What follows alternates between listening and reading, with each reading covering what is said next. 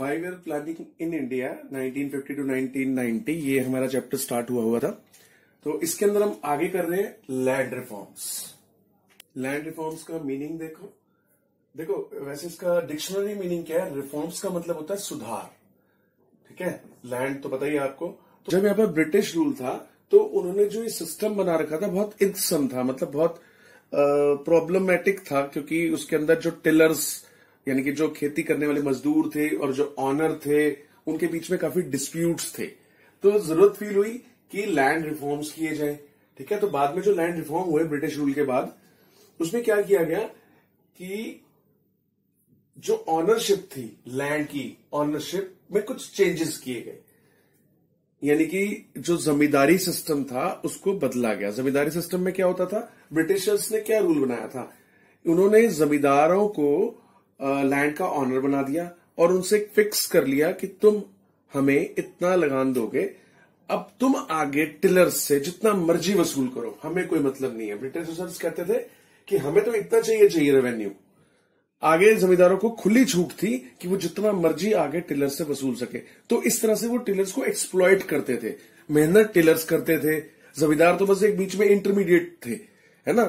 मेहनत कर रहे हैं मजदूर और जमींदार उनसे उनकी मेहनत का भी पूरा का पूरा उनका रिवॉर्ड नहीं देता था, बस थोड़ा सा क्रॉप्स में शेयर दे दिया और बाकी सारा ले लेता था, और उसमें से कुछ पार्ट रेवेन्यू चुका दिया, लैंड रेवेन्यू ब्रिटिशर्स को, और बाकी अपने पास। बहुत खराब सिस्टम था ये। तो फिर इंडिपेंडेंस के बाद ऑनरशिप में कुछ बदलाव किए गए, तो उसे हम लैंड रिफॉर्म्स बोलते हैं। अब लैंड रिफॉर्म के टाइप्स देखो, कितने टाइप्स के लैंड रिफॉर्म्स थे। सबसे पहला था एबोलिशन ऑफ इंटरमीडियरीज।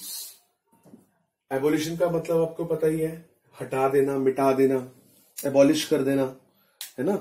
और इंटरमीडियरीज का मतलब जो बिचौलिए होते हैं, यानी कि जैसे कि अंग्रेजों के बीच और टिलर्स के बीच में जो जमींदार थे वो बिचौलिए थे, है ना।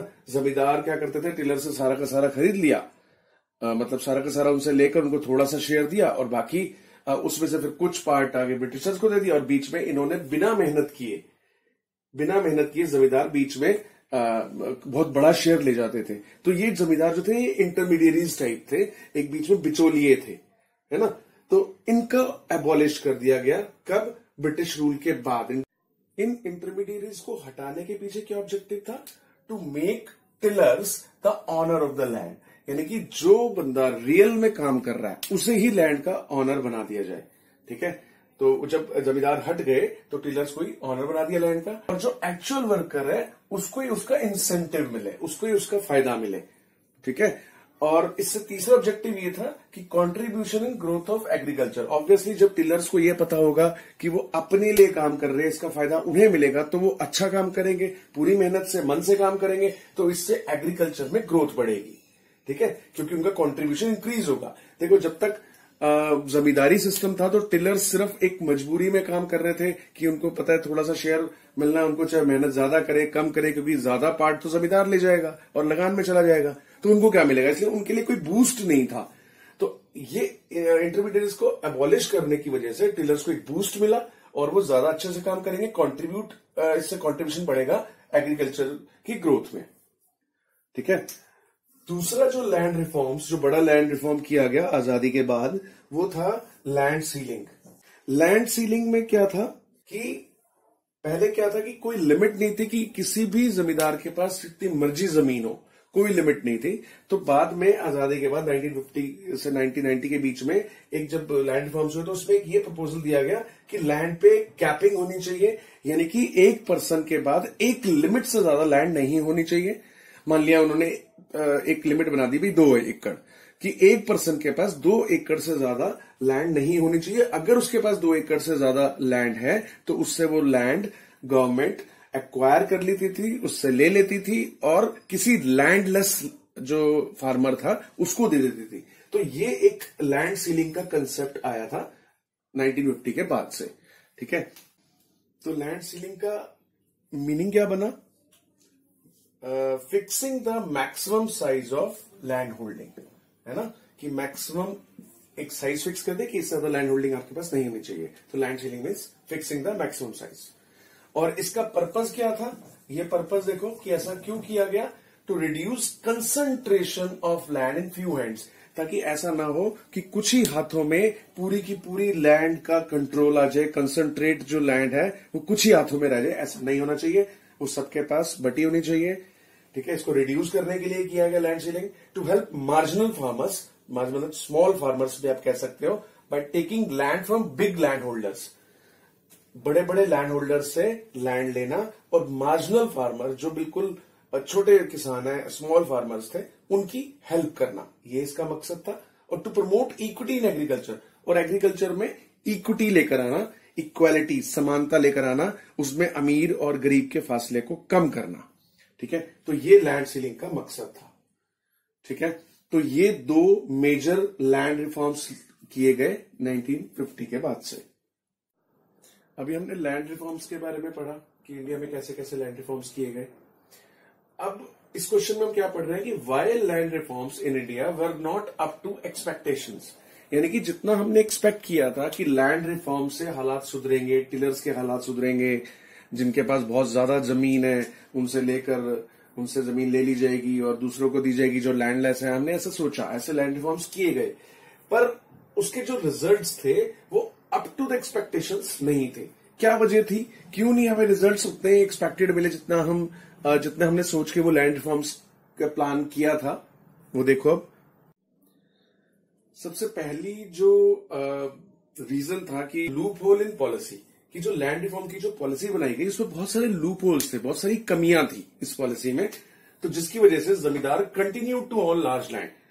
दूसरा, कुछ केसेस में तो क्या हुआ, in some cases tenants evicted, tenants को भगा दिया गया, हालांकि खेती वही टेलर्स कर रहे थे, टेनेंट्स वही किराएदार जो होते हैं, खेती तो वही कर रहे थे, तो उन टेलर्स को, उन टेनेंट्स को जब ये लैंड रिफॉर्म्स आए तो उनको हटा दिया गया, और जमींदार ने खुद को प्रूव कर दिया, खुद को क्लेम किया कि वही कल्टीवेटर है, वही फसल पैदा करते हैं, वही मेहनत करते हैं। तो इस तरह से मतलब जमींदार अपनी जमीन देने से बच गए, क्योंकि लॉ तो ये कहता था ना कि जो जमींदार है, जो खेती नहीं कर रहा, उसके पास लिमिट से ज्यादा जमीन है, उसे ले ली जाए। तो जमींदार ने अपने आप को खुद को ही कल्टीवेटर बना दिया कि हम ही खेती करते हैं, और टेनेंट्स को हटा दिया। तो इस तरह से वो फिर से अपनी जमीन देने से बच गए, यानी कि लैंड रिफॉर्म के अंडर कवर होने से बच गए। ठीक है, इवन आफ्टर ऑनरशिप, अच्छा, जहां पर ऑनरशिप मिल भी गई पुअर को, इवन आफ्टर ऑनरशिप पुअर को ऑनरशिप मिल गई, poor farmers were not benefited, उनको फिर भी बेनिफिट नहीं हुआ। क्यों? उनको सिर्फ ऑनरशिप दे देने से इसका मतलब ये तो नहीं वो खेती कर पाएंगे, क्योंकि अगर पुअर को मान लिया एक जमीन का टुकड़ा दे भी दिया गया, लेकिन उसके बाद भी तो बहुत सारे खर्चे हैं, उसके बाद उसको सीड्स लेने हैं, फर्टिलाइजर्स लेने हैं, इरिगेशन फैसिलिटी चाहिए, इंश्योरेंस वाला भी चाहिए, तो बहुत सारे और भी उसके साथ जो कॉस्टिंग थी, जो खर्चे होते थे, वो पूरा नहीं कर पाते थे पुअर फार्मर्स, इसलिए ऑनरशिप मिलने के बावजूद वो बेनिफिट नहीं उठा पाए। ठीक है, इसमें और जो कमी थी, लैंड रिफॉर्म्स क्यों नहीं डिजायर्ड रिजल्ट हमें दिया उसने, क्योंकि जो इस लैंड रिफॉर्म का जो लॉ बना था उसको चैलेंज कर दिया, उस लेजिस्लेशन को, उस कानून को ही चैलेंज कर दिया। जो बड़े जमींदार थे, जो बड़े लैंड होल्डर्स थे, उन्होंने चैलेंज कर दिया कानून को कि जी इसमें ये कमी और वो कमी है, उसने जानबूझ के डिले करवाया, इसको लागू नहीं होने दिया लैंड रिफॉर्म्स को। और जितना इसमें डिले हुआ, उस दौरान उन्होंने क्या किया, register there lands in others name. उन्होंने फटाफट से क्या किया, क्योंकि एक तरफ तो उन्होंने कानून को चैलेंज कर दिया, अब चैलेंज कर दिया तो थोड़ा तो उसमें सुनवाई में टाइम लगेगा ना, इस दौरान उनको टाइम मिल गया।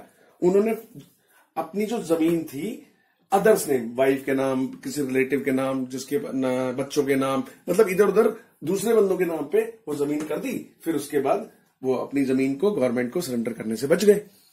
ठीक है, और एक बात देखो, ये सिर्फ जो सक्सेस हुआ वो केरला और वेस्ट बंगाल, इन दो जगहों के अलावा लैंड रिफॉर्म्स बाकी हर जगह पर मतलब एक्सपेक्टेड रिजल्ट्स नहीं दे पाया।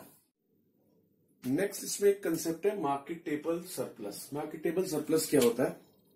ब्रिटिश रूल के दौरान एग्रीकल्चर की हालत खराब थी। क्यों? क्योंकि उस समय सबसिस्टेंस फार्मिंग होती थी। सबसिस्टेंस फार्मिंग का मतलब एक किसान सिर्फ उतना प्रोडक्शन करता था जितना उसे पूरे साल अपने घर में कंज्यूम करना है, वो होती थी सबसिस्टेंस फार्मिंग। उस समय कोई सेल परचेज नहीं होती थी। बार्टर सिस्टम से वो एक दूसरे से एक्सचेंज जरूर कर लेते थे क्रॉप्स को, गुड्स को, अदरवाइज मार्केट में कुछ नहीं बेचा जाता था। लेकिन अब ये मार्केटेबल सरप्लस तो 1950 के बाद यानी कि इंडिपेंडेंस के बाद मार्केटेबल सरप्लस शुरू हुआ। इसका मतलब क्या है कि एक पोर्शन, एक हिस्सा एग्रीकल्चर प्रोड्यूस का which is sold in the market. ठीक है, तो मार्केट सरप्लस क्या हुआ, एक ऐसा पोर्शन एग्रीकल्चर प्रोड्यूस का जो कि मार्केट में बेचा जाता है, sold in the market after meeting their own consumption requirements. समझ में आ गया? तो मार्केट सरप्लस का मतलब एग्रीकल्चर का वो पार्ट जो मार्केट में बेचा जाता है, खुद के खाने के लिए को साइड में रख दो और जो बाकी बचा वो बेच दो, वो मार्केट सरप्लस है। एग्जांपल, अगर 1000 किलो का प्रोडक्शन किया, उसको लग रहा है कि इसमें से 300 किलोग्राम उसको सेल्फ कंजम्पशन के लिए चाहिए, वो एक किसान ने अपने लिए साइड में रख लिया, और बाकी जो 700 किलोग्राम्स है इसे हम बोलेंगे मार्केट सरप्लस। ठीक है,